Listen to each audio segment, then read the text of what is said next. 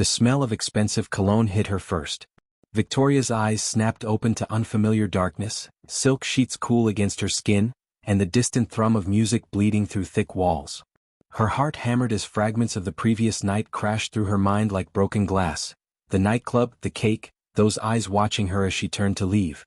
Park Jun Ho. She shouldn't be here. She couldn't be here. How did a breakup cake delivery turn into a one-night stand? What did she do? And who was this man? But the warmth beside her, the steady breathing in the shadows, told her a different story entirely. Welcome back to Mafia Love Story. Tonight, one simple delivery will change everything she thought she knew about love, power, and survival. Let's begin. 3 weeks earlier. Seoul never slept, and neither did Victoria Mensah. At 24, she'd learned that survival in this glittering city meant swallowing pride and accepting any job that paid. Being a black woman in Korea came with its own set of invisible walls. The stares on the subway, the whispered conversations that stopped when she entered a room, the modeling agencies that praised her exotic look but never actually called back. So she became an errand girl. Not the glamorous kind. The desperate kind. Through an app called Quick Fix, she accepted tasks no one else wanted. Walk someone's aggressive Jindo dog at midnight. Deliver hangover soup to a businessman at 5 a.m. Pick up dry cleaning. Drop off mysterious packages with no questions asked. Clean apartments that smelled like regret and cigarette smoke. The pay was inconsistent. The hours were brutal. But it kept her small studio apartment in Itaewon barely affordable and her phone bill paid. Victoria had come to Korea 3 years ago with dreams stitched together from K-dramas and fashion magazines. Seoul Fashion Week, editorial spreads, runways. Her Nigerian mother had warned her. That country doesn't love black skin the way you think it will, my dear. But Victoria had been young, stubborn, convinced her beauty would translate. It didn't. Now she worked 12-hour days doing other people's inconvenient tasks, her modeling portfolio gathering dust in a drawer she rarely opened anymore. Her friends back in Lagos thought she was living the dream. Her Instagram showed carefully curated shots of Gangnam cafes and hanbok rentals. They didn't see the exhaustion, the loneliness, the way she sometimes caught her reflection in shop windows and barely recognized the tired woman staring back. But tonight's errand was different. The request came through at 9 p.m., just as Victoria was microwaving instant ramen in her studio. The notification chimed with an unusually high payment attached, 5,000 Korean won for a single delivery. Her thumb hovered over the accept button. Deliver breakup cake to Park Jun Ho at Club Parkin. Instructions attached. She should have known better. She should have sensed the red flags waving frantically in the digital wind. But 5,000 Korean won could cover half her rent, and desperation had a way of making dangerous things look reasonable. Victoria accepted. The instructions were oddly specific. Deliver the cake to Park Jun Ho. Light the candle. Ask him to blow it out as agreement to the breakup. Take a photo. Send to me immediately. Client name, Ji Hyo. The cake itself was a masterpiece of passive aggression. A fondant dog with droopy eyes and a message in sharp black icing. It's over, you dog. Victoria picked it up from a late-night bakery in Hongdae, the baker smirking as she handed over the box. Someone's in trouble, the woman had said knowingly. You have no idea, Victoria thought, checking the club's address. Club Parkin. She'd heard of it, an exclusive lounge in Gangnam where CEOs, celebrities, and people with too much money gathered to forget their problems. The kind of place that had velvet ropes and bouncers who decided your worth with a single glance. The kind of place Victoria had never been invited to. As she took the subway toward Gangnam, cake box balanced carefully on her lap, Victoria felt that familiar prickle at the back of her neck. The one that whispered something's wrong. The one she'd learned to ignore because wrong paid better than right. The neon lights of Seoul blurred past the window, each one a small sun in the autumn darkness. Couples leaned against each other, tired from work. A businessman dozed with his briefcase clutched tight. A group of university students laughed about something on someone's phone. Normal people. Normal lives. Victoria clutched the cake box tighter and wondered, not for the first time, how her life had become so strange. Just one more delivery, she told herself. Then you can go home. But Seoul had a way of making liars of even the most careful people. And tonight, fate was already writing her name in ink that wouldn't wash away. Club Parkin glowed like a jewel box from the street, all amber light and chrome, bass thumping through the walls hard enough to feel in your chest. A line of beautiful people snaked around the building, their designer clothes and perfect makeup a language Victoria had never fully learned to speak. The bouncer was a wall of muscle in a black suit, his expression as welcoming as granite. "I'm here for a delivery," Victoria said, lifting the cake box. "For Park Jun Ho." Something shifted in the bouncer's face, surprise, maybe respect, definitely wariness. He spoke into his earpiece, eyes never leaving her. After a long moment, he unclipped the velvet rope. "Second floor. VIP section. Don't touch anything. Don't talk to anyone except him." The warning in his voice was clear. Victoria should have turned around. Should have refunded the payment and gone home to her ramen and Netflix. But 5,000 Korean won was already mentally spent on rent, on the phone bill she'd been avoiding, on the tiny luxury of maybe eating something other than convenience store meals for a week. She stepped inside. The club swallowed her whole. Music pounded through her body like a second heartbeat. Lights strobed across faces made beautiful and anonymous by shadows and alcohol. The air tasted like expensive perfume and poor decisions.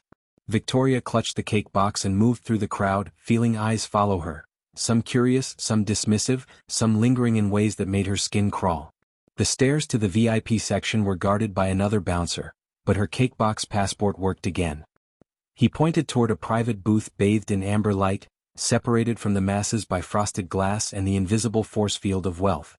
And there he was, Park Jun Ho. Even before she knew his name, she understood he was dangerous. He sat sprawled in the center of a curved leather booth, arms draped over the shoulders of two women who looked like they'd stepped out of a magazine. 4 men in expensive suits flanked him, laughing at something he'd said. Bottles of champagne clustered on the table, brands Victoria recognized only from rap videos. But it was Jun Ho himself who stole all the oxygen from the room. Mid-30s maybe. Sharp jawline. Dark hair pushed back from a face that was almost too perfect. The kind of handsome that came with a price tag, that made you wonder what it cost him or what it would cost you. His suit probably cost more than her entire year's rent. His watch caught the light like a small constellation. But it was his eyes that stopped her. Dark, calculating, amused, like he was watching a play where everyone else was the entertainment and he already knew how it ended. One of his men noticed her first. "Jun Ho-ya, someone's here for you." Those dangerous eyes lifted, found her, and Victoria felt the impact like a physical thing. His smile was slow, predatory. "Well, this is interesting." The women beside him shifted, territorial. His friends went quiet, suddenly alert. Victoria forced her voice steady. "Park Jun Ho. That depends on who's asking." His Korean was soul-polished, but there was something rough underneath. Busan maybe? Street smart disguised in Armani. "I have a delivery for you." She approached the table, very aware of how she must look. Black leggings, oversized hoodie, sneakers, natural hair pulled back in a simple bun. No makeup except the lip gloss she'd hastily applied on the subway. A working girl in a palace of leisure. Jun Ho's eyes traveled over her with uncomfortable thoroughness, not sexual exactly, but assessing. Like he was calculating her value, her purpose, her potential threat level. "From Ji Hyo?" he asked. "The client didn't give me details. Just delivery instructions." She placed the cake box on the table, very aware of the silence that had fallen over the VIP section. People were watching. This moment felt bigger than it should. Victoria opened the box. The dog cake sat there in all its accusatory glory, its fondant eyes seeming to judge everyone equally. The message glared in sharp icing, "It's over, you dog." For 3 seconds nobody moved. Then Park Jun Ho laughed. It wasn't the reaction Victoria expected. Not anger, not embarrassment, genuine amusement that crinkled his eyes and made him look almost human. "That crazy woman," he said, shaking his head. "She actually did it." His friends erupted in laughter, the tension breaking like a snapped wire. The women beside him looked less amused. "Before we continue, let me ask you something. Have you ever delivered news you knew would change someone's life? Tell me in the comments below. And if you're loving this story so far, hit that subscribe button, because this night is about to take a turn no one saw coming." Victoria pulled out the candle, struck a match. "I'm supposed to ask you to blow this out? As agreement to the breakup?" "Of course you are." Jun Ho leaned forward, elbows on his knees, studying her face with unsettling intensity. "What's your name?" "That's not part of the delivery." "Humor me." "Victoria." "Victoria," he repeated like he was tasting the name. "Not Korean. Nigerian. Living here 3 years. And you deliver breakup cakes for a living?" "I deliver anything for a living." Something flickered in his expression. Respect, maybe? Or recognition of a fellow survivor.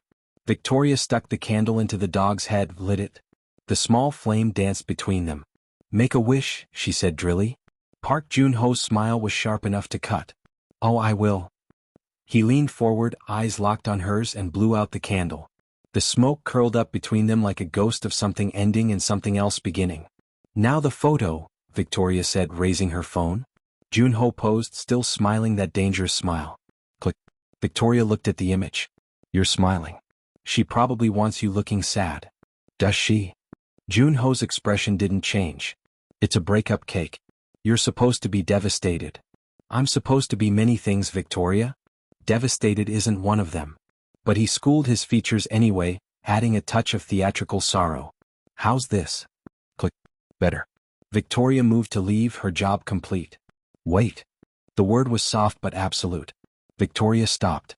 Park Jun Ho stood, and she realized he was taller than she'd thought, at least 6 feet, broad-shouldered under that expensive suit. He moved around the table with the grace of someone who'd learned to navigate danger. He stopped in front of her, close enough that she could smell his cologne, something dark and woody that probably cost more than her monthly rent. Now that I'm single, he said, voice low enough that only she could hear, would you like to go out with me? The VIP section had gone silent again. Everyone was watching. Victoria's hand itched to slap him. The arrogance. The assumption. The way he looked at her like she was another thing he could acquire. But customer feedback was everything in her line of work. One bad review could tank her rating, cost her jobs she desperately needed. She smiled, saccharine sweet and sharp as glass. No. Never. You jerk. Then she turned and walked away, feeling his eyes burning into her back every step. Behind her, someone whistled. Someone else laughed. And Park Jun Ho's voice carried over the music, amused and impressed.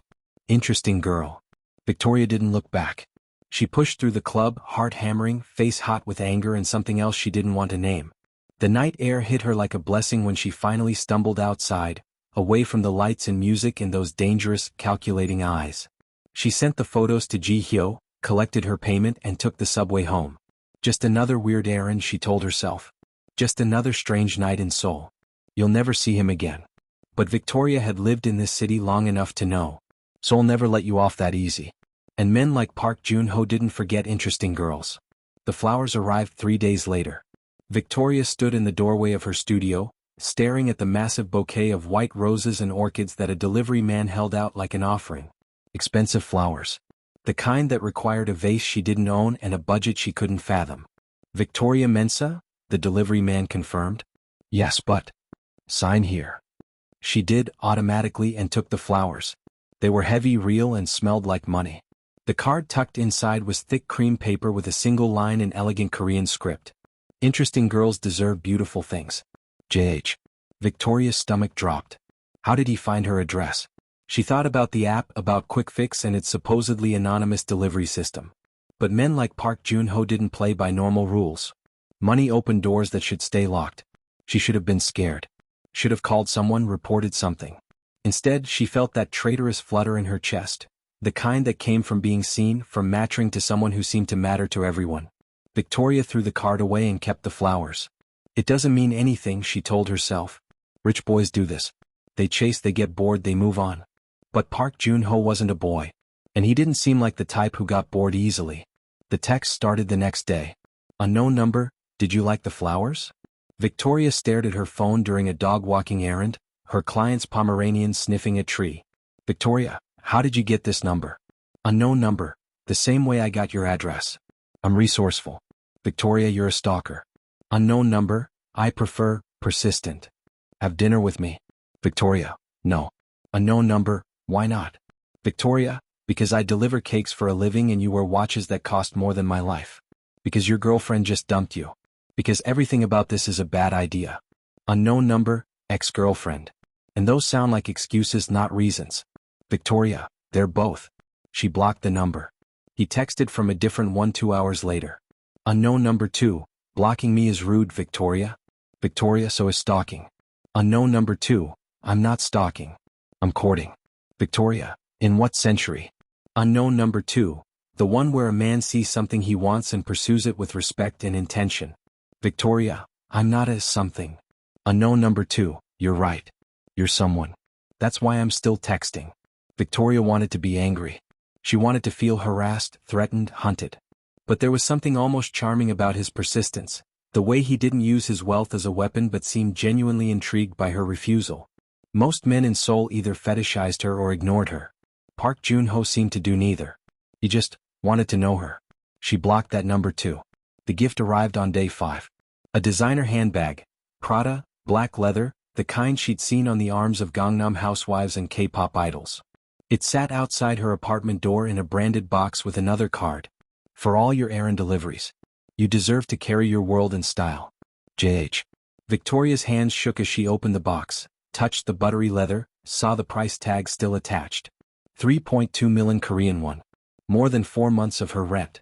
She should return it. She should be insulted. This was basically Pretty Woman and she wasn't for sale. But God, it was beautiful. And her current bag was falling apart, held together with hope and a safety pin. Victoria compromised with her conscience. She'd keep it, but she wouldn't respond. She used it the next day on an errand. It felt like wearing armor made of expensive leather and complicated feelings. Her phone buzzed. Unknown number 3, the bag looks good on you. I saw the photo your client posted. You photograph well. Victoria's blood ran cold. Victoria, are you following me? Unknown number 3, no. But Seoul is smaller than you think when you know the right people. Victoria, this needs to stop. I'm not interested. Unknown number 3, liar. Victoria, excuse me? Unknown number 3, you kept the flowers. You're using the bag. If you weren't interested, you would have returned them or thrown them away. You're interested. You're just scared. Victoria, fuck you. Unknown number 3, dinner. Tomorrow. 7 p.m. I'll send a car. Victoria, I said no. Unknown number 3, you said fuck you, which isn't the same as no. The car will be there. Wear whatever makes you feel powerful. I don't care about dress codes. Victoria threw her phone into her bag and screamed into her hands. Tell me in the comments, would you have gone to dinner? Or would you have run? Because Victoria is about to make a choice that will change everything. She didn't plan to go. At 6:30 p.m. the next evening, she sat in her studio in leggings and an oversized shirt, eating leftover tteokbokki and determinedly watching Netflix. The car could wait outside all night. She wasn't some desperate girl who could be bought with flowers and handbags and persistence. At 6:45 her phone buzzed. JH, the driver says you haven't come down. Victoria, because I'm not coming. JH, why not? Victoria, I already told you. JH, tell me again. But honestly this time. Victoria's fingers hesitated over the keyboard. What was honest? That she was scared? That men like him didn't date women like her unless there was an angle? That she'd learned the hard way in Seoul that being an outsider meant being temporary? Victoria, because I don't know what you want from me. And because people like you don't have dinner with people like me unless it's a fetish or a bet or some kind of game. 3 minutes passed. Fuck. Victoria thought maybe she'd finally driven him away with truth. Then, JH, what I want is to have dinner with someone who looked me in the eye and called me a jerk without flinching. What I want is to talk to someone who isn't trying to impress me or use me or get something from me. What I want is to know why an intelligent, beautiful woman is delivering cakes at night instead of living the life she clearly deserves. JH, and if you think it's a game, Victoria, you're right. Everything is a game. But I play fair and I play to win. And right now, I want to win the chance to just sit across from you for 2 hours. JH, no pressure. No expectations. Just dinner. JH, the car will wait until 7:15. After that, I'll assume you're not interested and I'll stop bothering you. Your choice. Victoria looked at the time. 6:52 p.m. She looked at herself in the mirror. No makeup, hair in a messy bun, sauce stains on her shirt.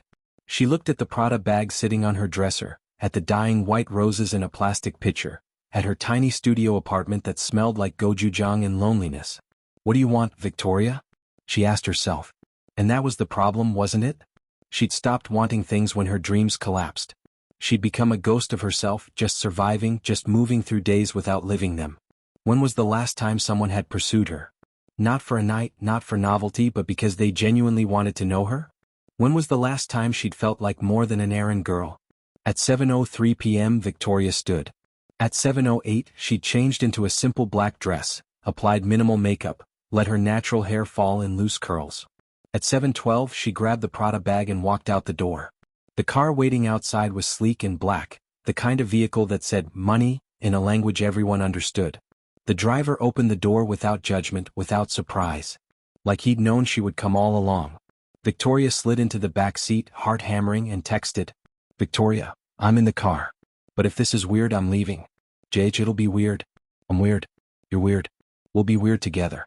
JH, see you soon, interesting girl." The restaurant was in Cheongdam-dong, tucked away on a quiet street Victoria had never noticed. No signs, no obvious entrance. The kind of place you had to know about to find. The kind of place Park Jun Ho knew about. He was waiting in a private room, and when Victoria was shown in, she finally saw him outside the chaos of a nightclub. He wore black jeans, a simple white button-down, no tie. His hair was slightly mussed. He looked almost nervous. "You came," he said, standing. "Against my better judgment. Most good things happen against better judgment." The room was intimate. A low table, floor cushions, soft lighting that made everything feel suspended in amber. Korean fusion cuisine, the menu explained, but Jun Ho waved it away. "Do you trust me?" he asked. "No." He grinned. "Smart. But trust me anyway. Just for tonight." He ordered in rapid Korean, and Victoria settled onto the cushion across from him, very aware of how close they were, how alone. "So," Jun Ho said, pouring water with expensive whiskey in a separate glass for himself, "tell me about Nigeria." And somehow, impossibly, she did. Victoria found herself talking about Lagos, the chaos and color, the way the city hummed with life at every hour, the smell of suya grilling on street corners. She told him about her mother, a doctor who'd worked herself to exhaustion to give Victoria opportunities. About her younger brother who wanted to be an engineer. She told him about the dream that brought her to Seoul, the naive belief that beauty could transcend borders, that talent mattered more than skin color. "It matters," Jun Ho said quietly. "Just not the way you hoped." "And what would you know about it?" His smile was bitter. "I grew up in Busan. Poor neighborhood. My father was a dock worker. Drank too much. Hit too hard." He traced the rim of his glass. "I learned early that the world sees what it wants to see. Rich, poor. Korean, foreign. Beautiful, useful. We're all playing roles we didn't choose." "So how did you go from dock worker's son to champagne bottles at Club Parkin?" "Carefully. Ruthlessly. And with help from people who saw potential instead of poverty." "What kind of help?" Jun Ho's eyes met hers and something dangerous flickered there. "The kind you don't ask about at dinner." Victoria should have pressed. Should have run. But the food arrived. Beautiful small plates of seasoned beef, delicate seafood, vegetables that looked like art. They ate, and Jun Ho asked about her errands, genuinely curious about the strange requests she received. She told him about the man who paid her to shout at his office plant every day because he believed it helped it grow. About the grandmother who hired her to pretend to be her granddaughter on video calls because her real grandchildren were too busy. "Seoul is lonely," Jun Ho said. "Everyone's running so fast toward success, they forget to be human." "And you? Are you human?" "Sometimes. When I remember how." The conversation flowed like good whiskey, smooth, warming, slightly dangerous. Jun Ho was intelligent, funny, unexpectedly self-aware. He quoted poets and rappers in the same breath. He listened like her words mattered. And Victoria felt herself softening despite every warning bell. "Why me?" she finally asked. "You could have anyone. Anyone would say yes immediately. You said no." He leaned forward, voice dropping. "Do you know how rare that is? How exhausting it is to be wanted for what you have instead of who you are. Welcome to being a black woman in Seoul." "Touché." He smiled. "Maybe that's why I like you. We're both performing versions of ourselves to survive." "And who are you really?" Jun Ho's expression shifted, something vulnerable breaking through the confidence. "I'm still figuring that out. But I think I'd like to find out with you." The air between them changed, charged with possibility and danger in equal measure. "Jun Ho," Victoria said carefully, "I need to know. What do you do?" "Really do." "I run security for several businesses in Seoul. I manage investments. I facilitate connections between people who need things from each other." "That's not an answer." "It's the answer I can give at a first dinner." "Implying there'll be a second?" "I hope so." And God help her, Victoria hoped so too. They talked for 3 hours. The staff never rushed them. The room felt like a bubble outside time, outside Seoul, outside all the reasons this was complicated. When Jun Ho finally took her home, driving himself in a different car, something low and expensive that growled through Seoul streets, Victoria felt drunk on possibility without having touched alcohol. He walked her to her apartment building, hands in his pockets, maintaining respectful distance. "Thank you," Victoria said at the entrance. "For dinner." "For For not being a complete stalker? For that too. Jun Ho smiled, and in the streetlight he looked younger. More real. Can I see you again? You're not supposed to ask. You're supposed to declare and expect compliance. I'm supposed to do many things. I'm asking what you want. What do you want, Victoria? She wanted to feel alive. She wanted to stop delivering other people's lives and start living her own. She wanted to know what it felt like to be chosen by someone who could choose anyone, even if it scared her. Especially because it scared her. Yes, she whispered. You can see me again. Victoria looked at the time. 6:52 p.m. She looked at herself in the mirror, no makeup, hair in a messy bun, sauce stains on her shirt. She looked at the Prada bag sitting on her dresser, at the dying white roses in a plastic pitcher, at her tiny studio apartment that smelled like gochujang and loneliness. What do you want, Victoria? She asked herself. And that was the problem, wasn't it? She'd stopped wanting things when her dreams collapsed. She'd become a ghost of herself, just surviving, just moving through days without living them. When was the last time someone had pursued her? Not for a night, not for novelty, but because they genuinely wanted to know her? When was the last time she'd felt like more than an errand girl? At 7:03 p.m. Victoria stood. At 7:08 she'd changed into a simple black dress, applied minimal makeup, let her natural hair fall in loose curls. At 7:12 she grabbed the Prada bag and walked out the door. The car waiting outside was sleek and black, the kind of vehicle that said money in a language everyone understood. The driver opened the door without judgment, without surprise. Like he'd known she would come all along. Victoria slid into the back seat, heart hammering, and texted. Victoria, I'm in the car. But if this is weird, I'm leaving. JH, it'll be weird. I'm weird. You're weird. We'll be weird together. JH, see you soon, interesting girl.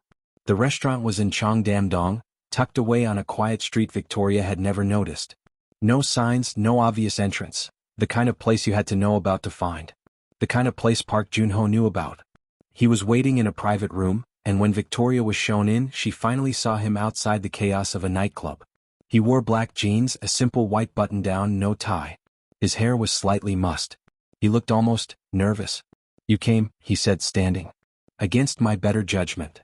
Most good things happen against better judgment. The room was intimate. A low table, floor cushions, soft lighting that made everything feel suspended in amber. Korean fusion cuisine, the menu explained, but Jun Ho waved it away. Do you trust me? He asked. No. He grinned. Smart. But trust me anyway. Just for tonight. He ordered in rapid Korean, and Victoria settled onto the cushion across from him, very aware of how close they were, how alone. So, Jun Ho said, pouring water with expensive whiskey in a separate glass for himself. Tell me about Nigeria. And somehow, impossibly, she did. Victoria found herself talking about Lagos, the chaos and color, the way the city hummed with life at every hour, the smell of suya grilling on street corners. She told him about her mother, a doctor who'd worked herself to exhaustion to give Victoria opportunities.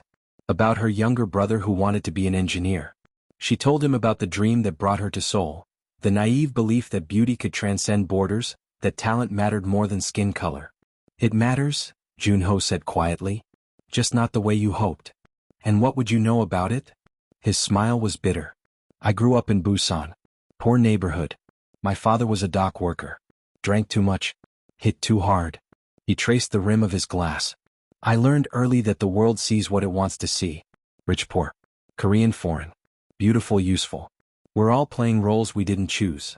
So how did you go from dock worker's son to champagne bottles at Club Parkin? Carefully. Ruthlessly.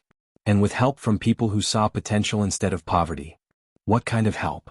Jun Ho's eyes met hers and something dangerous flickered there. The kind you don't ask about at dinner. Victoria should have pressed. Should have run. But the food arrived. Beautiful small plates of seasoned beef, delicate seafood, vegetables that looked like art. They ate, and Jun Ho asked about her errands, genuinely curious about the strange requests she received. She told him about the man who paid her to shout at his office plant every day because he believed it helped it grow. About the grandmother who hired her to pretend to be her granddaughter on video calls because her real grandchildren were too busy. Seoul is lonely, Jun Ho said. Everyone's running so fast toward success, they forget to be human. And you? Are you human? Sometimes. When I remember how. The conversation flowed like good whiskey, smooth, warming, slightly dangerous. Jun Ho was intelligent, funny, unexpectedly self-aware. He quoted poets and rappers in the same breath. He listened like her words mattered. And Victoria felt herself softening despite every warning bell. "Why me?" she finally asked. "You could have anyone. Anyone would say yes immediately. You said no." He leaned forward, voice dropping. "Do you know how rare that is?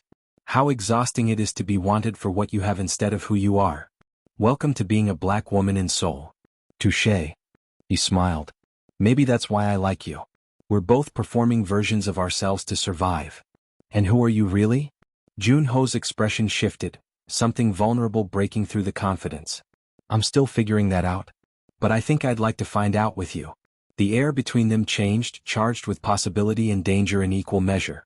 "Jun Ho," Victoria said carefully, "I need to know. What do you do?" "Really do?" "I run security for several businesses in Seoul. I manage investments. I facilitate connections between people who need things from each other." "That's not an answer. It's the answer I can give at a first dinner." "Implying there'll be a second?" "I hope so." And God help her, Victoria hoped so too. They talked for 3 hours. The staff never rushed them. The room felt like a bubble outside time, outside Seoul, outside all the reasons this was complicated. When Jun Ho finally took her home, driving himself in a different car, something low and expensive that growled through Seoul streets, Victoria felt drunk on possibility without having touched alcohol. He walked her to her apartment building, hands in his pockets, maintaining respectful distance. "Thank you," Victoria said at the entrance. "For dinner." For not being a complete stalker?" "For that too." Jun Ho smiled, and in the streetlight he looked younger. More real. "Can I see you again?" "You're not supposed to ask. You're supposed to declare and expect compliance." "I'm supposed to do many things." "I'm asking what you want." "What do you want, Victoria?" She wanted to feel alive. She wanted to stop delivering other people's lives and start living her own. She wanted to know what it felt like to be chosen by someone who could choose anyone, even if it scared her.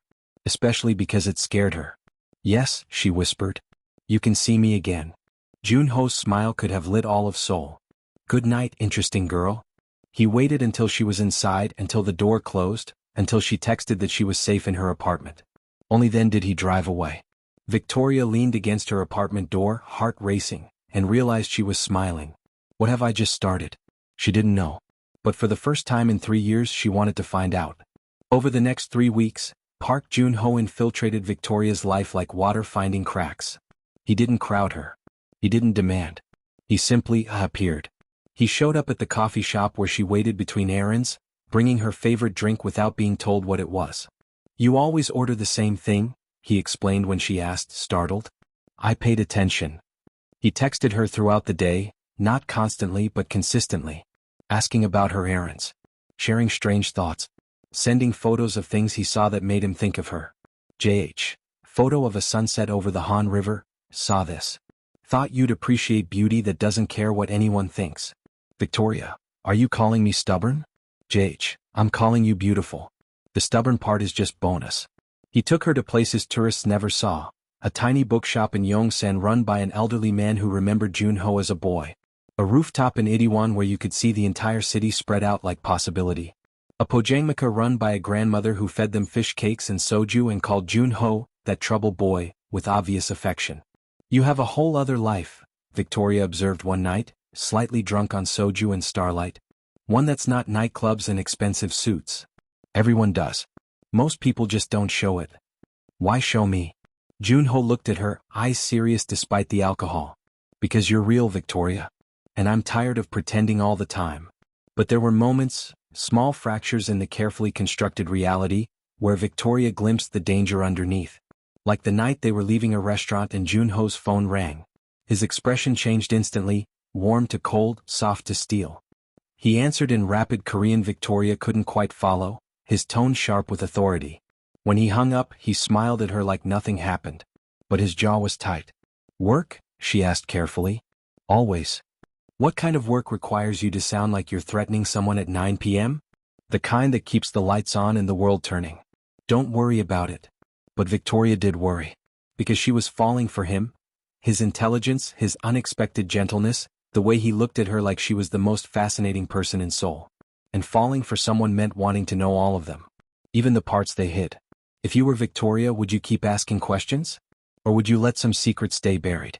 Comment below and don't forget to subscribe, because the truth is coming, and it's darker than anyone imagined. The first Real crack appeared 4 weeks into whatever they were. Victoria was doing a late-night delivery, takeout to a businessman in Gangnam, when she saw him. Jun Ho. Standing outside a nightclub she didn't recognize, talking to 3 men in dark suits. The conversation looked intense. One of the men was bleeding from his lip. Victoria froze on the sidewalk, takeout bag cooling in her hands. As she watched, Jun Ho grabbed the bleeding man by the collar, said something that made him stumble backward, then released him with visible disgust. The 3 men bowed, deep, respectful bows that spoke of fear and hierarchy, and hurried away. Jun Ho stood alone for a moment, rolling his shoulders like he was shaking off something unpleasant. Then he pulled out his phone. Victoria's phone buzzed. JH, thinking about you. Hope your night is going well. Red heart. She stared at the message. At Jun Ho, who was now lighting a cigarette, face illuminated by his phone screen. At the blood on his knuckles that he wiped casually on a handkerchief. Victoria turned and walked quickly in the opposite direction, heart hammering. She didn't respond to his text. She didn't answer when he called. That night, alone in her studio, Victoria finally let herself Google the name she'd been avoiding. Park Jun Ho, Seoul. The results were complicated. CEO of JH Securities, a private firm that managed investments for high-net-worth clients.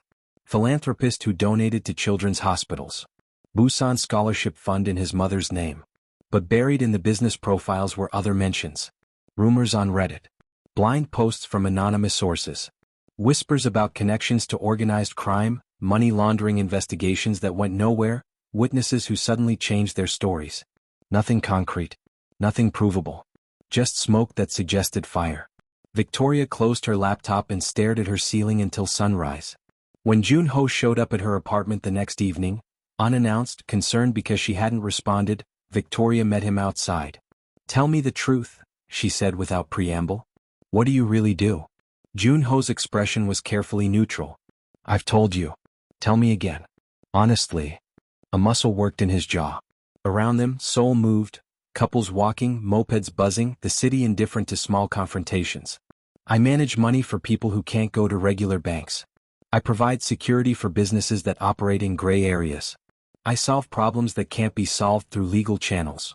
His eyes met hers, dark and honest. I'm not a good man, Victoria. But I'm not the monster you're imagining either. I saw you last night. Outside that club. And? You hurt someone. I disciplined someone who was skimming money from people who trusted him with their livelihoods. Should I have filed a police report? Let the corruption continue? Violence isn't. Violence is the language of the world I live in, Jun Ho interrupted, voice rough. I don't enjoy it. But I won't apologize for protecting people who have no other protection. Silence stretched between them. Are you in danger? Victoria finally asked. Always. But that's not new. Am I in danger? Because of you? Jun Ho stepped closer and Victoria saw real fear in his eyes for the first time. I would die before I let anything happen to you. That's not romantic bullshit, Victoria. That's a promise.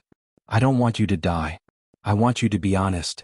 I'm being as honest as I can without making you complicit in things you shouldn't know. He reached out, stopped himself from touching her. If this is too much, if I'm too much, tell me now. I'll walk away. I'll leave you alone. You'll never hear from me again. Victoria studied his face, the exhaustion etched around his eyes, the tension in his jaw, the absolute sincerity beneath the usual confidence. He meant it. He would walk away if she asked. And that's when Victoria realized she'd already made her choice weeks ago, the moment she stepped into that car for dinner. I don't want you to walk away, she said quietly. I want you to keep me safe and stop lying about what that means. Relief flooded Jun Ho's expression. I can do that. And I want to know, really know, what I'm getting into. Are you sure? No. But tell me anyway. So Jun Ho told her. Not everything. But enough. He told her about the loan sharks who destroyed his family when he was a teenager, how his father's debts had turned to violence, how his mother had died from stress and fear. He told her about the man who'd found him, angry, brilliant, desperate, and offered him a different path. Education and opportunity in exchange for loyalty and service. He told her about building an empire in the shadows, about protecting the people the system abandoned, about becoming the monster he'd once feared because someone had to be. I'm not legal, he said simply. But I'm not evil either. I live in the gray spaces where the world actually operates.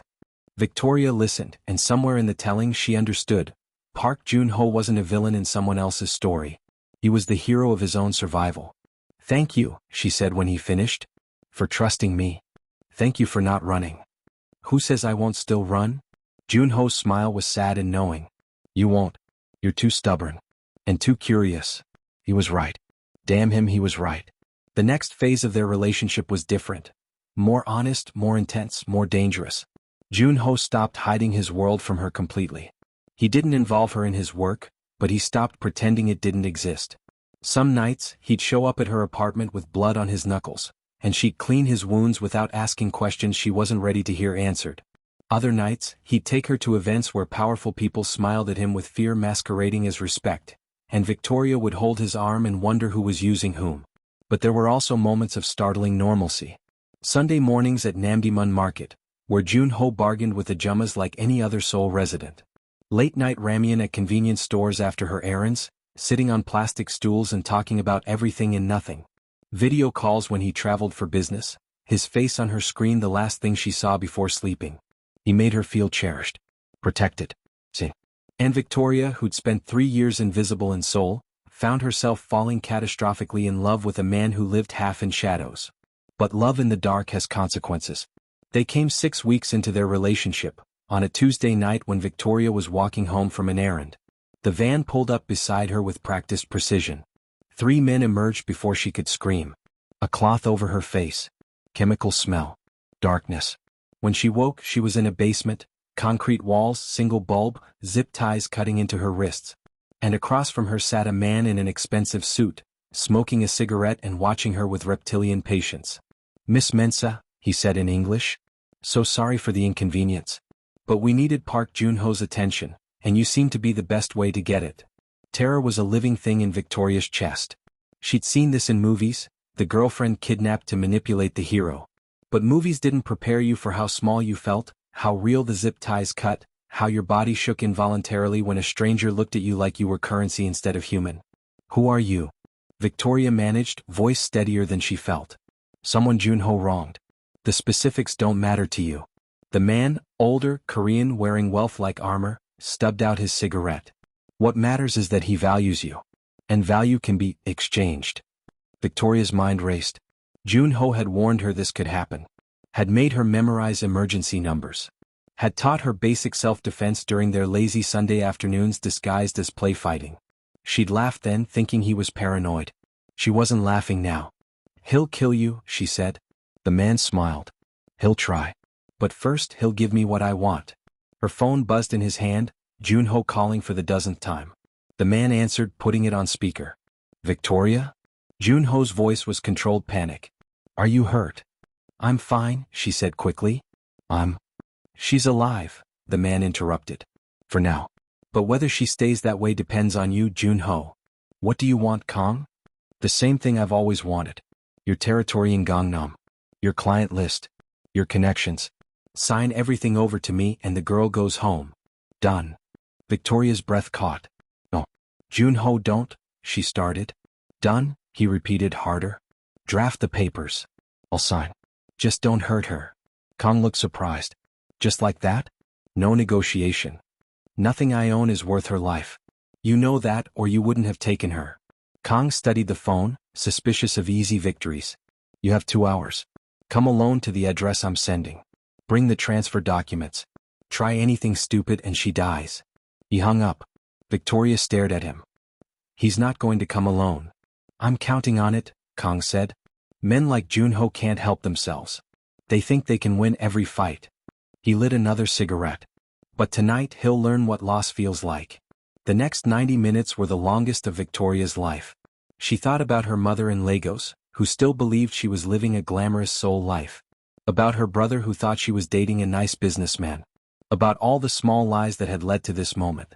She thought about Jun Ho, his unexpected gentleness, his damaged hands that held her like she might break, his rough voice saying "I love you" for the first time last week like the words heard on the way out. She hadn't said it back yet. Had been too scared of what loving him meant. "If I survive this," she promised herself, "I'll say it. I'll stop being afraid." Footsteps on the stairs. Kang stood, checked his gun. 3 other men materialized from the shadows, armed, ready. The basement door opened. Jun Ho stood there alone, hands raised, empty. He looked terrible, suit rumpled, hair messy, eyes wild until they found Victoria. Then relief, so profound it was almost physical, flooded his expression. "I'm here," he said. "Let her go." "The documents first," Kang demanded. Jun Ho pulled papers from his jacket, held them up. Sighed. "Notarized. Everything you wanted. Put them on the ground. Step back." Jun Ho complied, eyes never leaving Victoria's face. "I'm sorry," he mouthed. Kang gestured, and one of his men retrieved the papers, scanned them quickly. "They're legitimate." "Of course they are. I don't play games with her life." Jun Ho's voice was raw. "Now let her go." "Not yet." Kang raised his gun, pointed it at Victoria. "First, I want to make sure you understand the lesson. You don't get to have everything, Jun Ho. You don't get empire and love. You have to choose." "I chose. I gave you everything." "Not everything. You still have hope. Still think you can rebuild, start over, win her back after I leave." Kang's smile was cruel. "I want you to understand what real loss feels like." He cocked the gun. Everything happened at once. Jun Ho lunged forward with a roar of pure rage. Gunfire cracked through the basement. Glass exploded. Windows Victoria hadn't noticed shattering inward as men in tactical gear swarmed in. Someone grabbed her and she screamed, but the voice was familiar. "It's me, it's okay, I've got you." Jun Ho's lieutenant, the one she'd met twice at dinner. He cut her zip ties while chaos erupted. Jun Ho fighting Kang barehanded, guns skittering across concrete, tactical teams subduing the other men with brutal efficiency. Victoria's legs wouldn't hold her. She collapsed against the wall, watching Jun Ho and Kang grapple. Jun Ho had been shot, blood blooming on his shoulder, but he fought like death itself, every punch driven by terror and fury. "You don't touch her," Jun Ho snarled, slamming Kang's head against the concrete once, twice. "You don't even look at her." "Jun Ho!" Victoria screamed. "Stop. You'll kill him." He didn't stop. Couldn't stop. The tactical team had to pull him off, 3 men holding him back while Kang coughed blood on the ground. "She's safe," someone was saying. "Jun Ho, she's safe. Stand down." Jun Ho's wild eyes found Victoria. The rage drained, replaced by something more devastating, relief and guilt and love so fierce it hurt to witness. He collapsed to his knees. Victoria ran to him, ignoring her shaking legs, her terror, everything except the need to touch him and confirm he was real. "You're hurt," she sobbed, pressing her hands to his bleeding shoulder. "I'm fine." "Are you hurt? Did they?" "I'm fine. I'm okay." She cupped his face, made him look at her. "You came for me." "Of course I came for you." "Victoria, His voice broke. "I'm so sorry. This is my fault. Everything."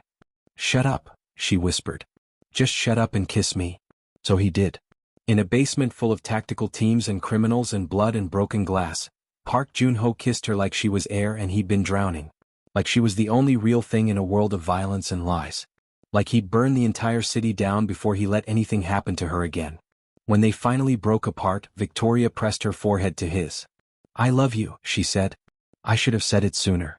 I was scared. But I love you." Jun Ho's exhale was shaky.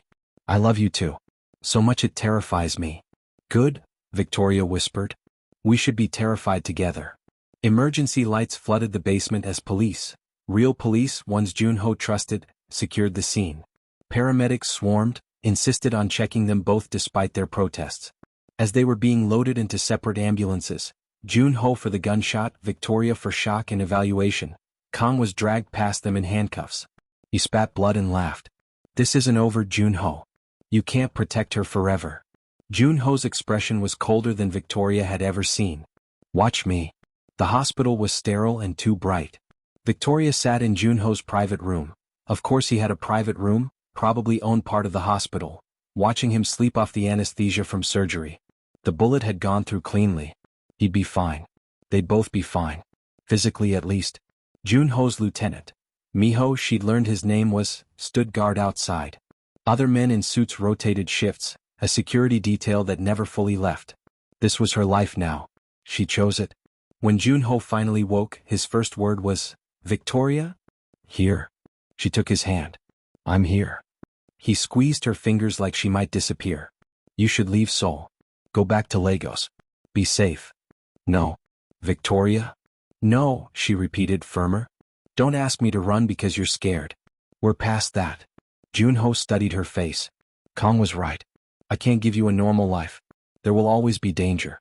Always be people who want to hurt me through you. I know. And you're staying anyway? I'm staying anyway. Why? Victoria thought about it, really thought about the question she'd been asking herself for weeks. Because normal is overrated. Because I've spent 3 years being invisible in this city and you saw me. Because loving someone means accepting all of them, including the dangerous parts. She traced his knuckles gently. And because I'd rather have a complicated life with you than a safe life without you. Jun Ho's eyes were suspiciously wet. You're insane. Probably. But you are too, so we match. He pulled her down into a careful kiss, mindful of his shoulder, of the IVs, of how close they'd come to losing everything. I'll do better, he promised against her lips. Better security. Better planning.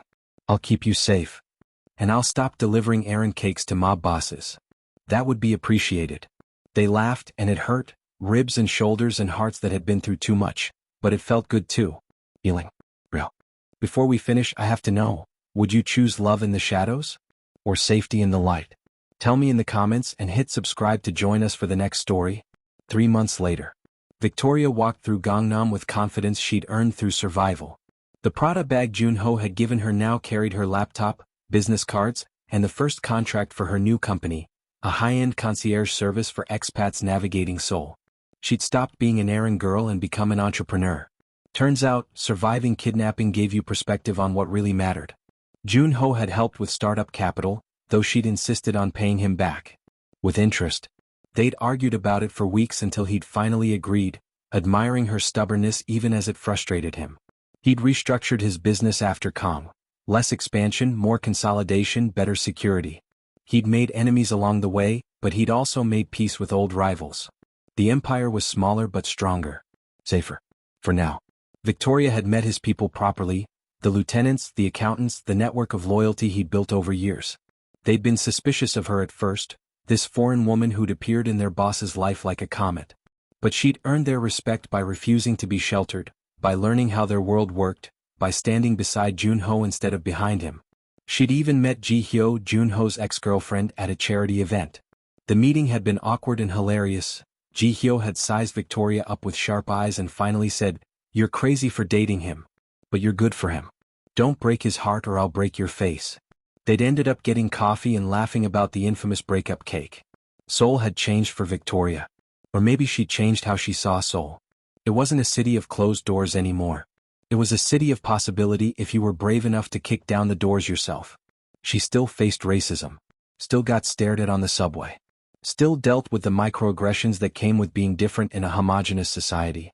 But now she had Jun Ho beside her, had found community among other foreigners and open-minded Koreans, had built a life instead of just surviving one. The nightmares still came sometimes. Memories of the basement, of zip ties and guns and Kang's cold eyes. But Jun Ho was always there when she woke gasping. He'd hold her and remind her she was safe. She'd count his heartbeats until hers slowed to match. They'd talk until dawn about everything and nothing, their bodies intertwined like proof that they'd survived. Love in the shadows wasn't easy. It came with complications, with constant vigilance, with the knowledge that danger was always a phone call away. But it was theirs. Real and messy and fierce and true. One evening, as they sat on his apartment balcony watching the sun set over Seoul, Jun Ho said, "I have something for you." He pulled out a small box. Victoria's breath caught. "Jun Ho. It's not what you think. Not yet. I'm not stupid enough to rush that." He opened it to reveal a necklace, delicate gold chain with a small pendant. "It's a compass. Because you helped me find my direction when I was lost." Victoria's eyes stung as he fastened it around her neck. "I love you," he said simply. "And I know the future is uncertain. I know I can't promise you safety or normalcy or any of the things you probably deserve. But I can promise you honesty, loyalty, and every piece of my damaged heart for as long as you'll have it." Victoria touched the compass, feeling its weight settle against her skin like a promise. "You know what's funny?" she said.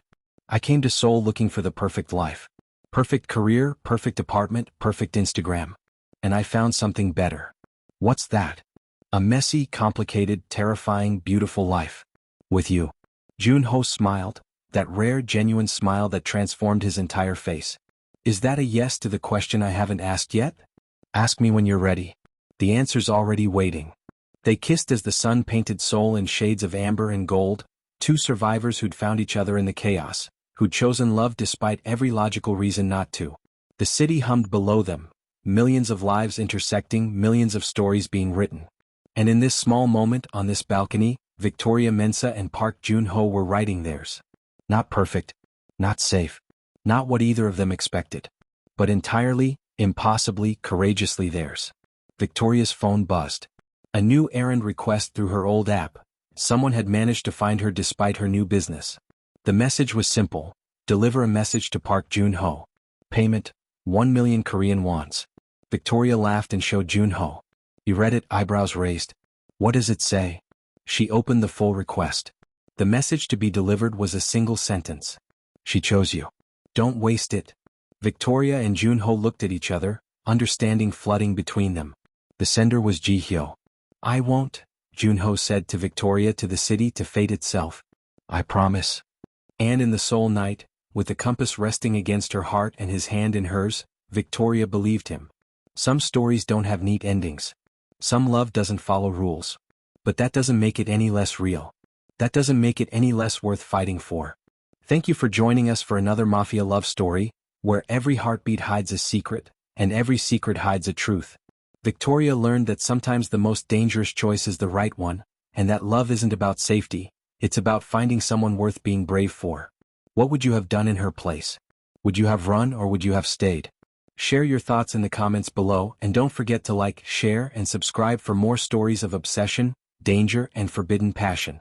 Until next time, remember that the heart wants what it wants, even when what it wants is dangerous. This is Mafia Love Story.